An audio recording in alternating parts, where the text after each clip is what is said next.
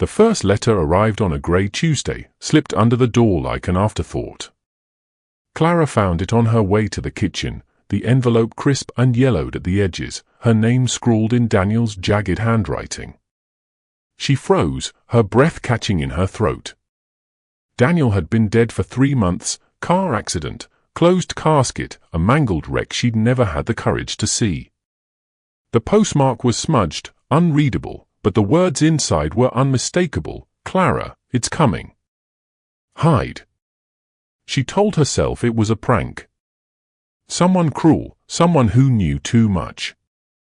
She burned the letter in the sink, watching the flames curl around his familiar loops and slashes until it was ash. But the next morning, another waited on her doorstep. It's closer now. Don't trust the windows. Her hand shook as she read it, the paper smelling faintly of damp earth. She called the police, but they found no fingerprints, no evidence of tampering. Grief does strange things, the officer said, his pity stinging more than his doubt. By the 5th letter, Clara stopped sleeping. It knows you're alone. Lock the basement. She hadn't been down there since Daniel died, his workshop, his sanctuary, cluttered with tools and half-finished projects. She obeyed, sliding the bolt shut, though she couldn't say why. The house felt heavier each day, the air thick with a silence that pressed against her ears. She stopped opening the curtains, stopped looking outside. The windows rattled at night, though the wind never came. On the 10th day, the letter was different. Shorter. It's here. I'm sorry. That night, the power went out. The house plunged into darkness, and Clara sat on the couch, clutching a kitchen knife, listening. A sound came from the basement, a slow, deliberate scrape, like metal dragging across concrete. She'd locked it. She knew she'd locked it.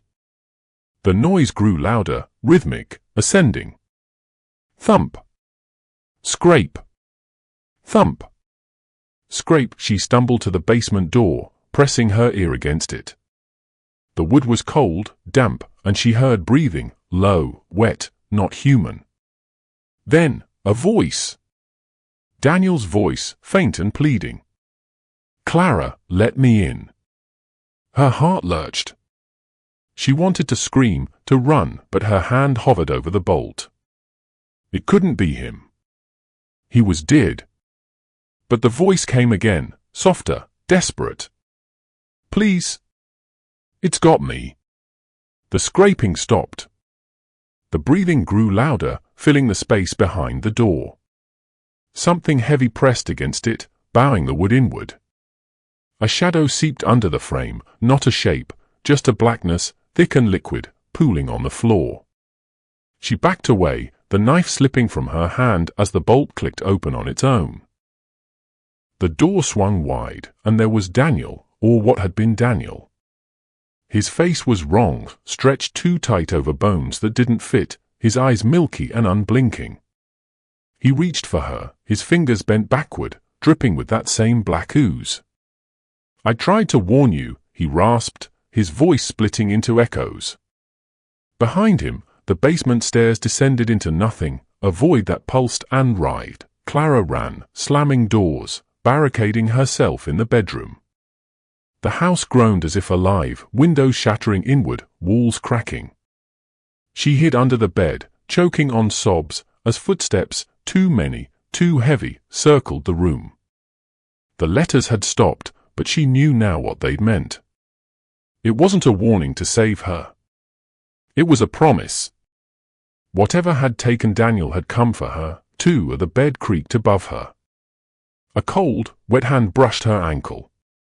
And then, silence, until the next morning, when a new letter appeared on her pillow, in her own handwriting. It's coming. Hide.